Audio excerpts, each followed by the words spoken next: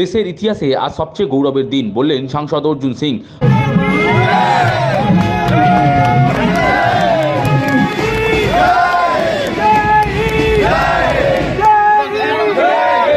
৭৫তম প্রজাতন্ত্র দিবস দেশের ইতিহাসে আজ সবচেয়ে গৌরবের দিন। প্রজাতন্ত্র দিবস উপলক্ষে আজ সকাল থেকে নিজের সংসদীয় ক্ষেত্রের এই প্রান্ত থেকে ও প্রান্ত ছুটে বেরিয়ে দেশের পতাকা উত্তোলন করে এমনটাই বললেন ব্যারাকপুর কেন্দ্রের সাংসদ অর্জুন সিং। এদিন তিনি বলেন, আজকের দিনটি বিশেষভাবে তাৎপর্যপূর্ণ। দীর্ঘ লড়াইয়ের পর 1950 সালের 26শে জানুয়ারি দেশের সংবিধান কার্যকর হয়েছিল।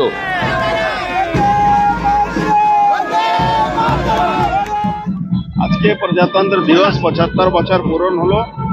আজকে দেশের জন্য সবথেকে গৌরবের দিন, যেখানে আজকে আমাদের দেশের সংবিধান লাগু হয়েছে। সবাই ভালো থাকুন। প্রসঙ্গত দেশের সংবিধানের খসড়া কমিটির প্রধান ছিলেন ডক্টর বি.আর. আম্বেদকর। তবে দেশের স্বাধীনতা অর্জনের জন্য যারা প্রাণ উৎসর্গ করেছিলেন তাদেরকে আজকে এই বিশেষ দিনে স্মরণ করা হয়।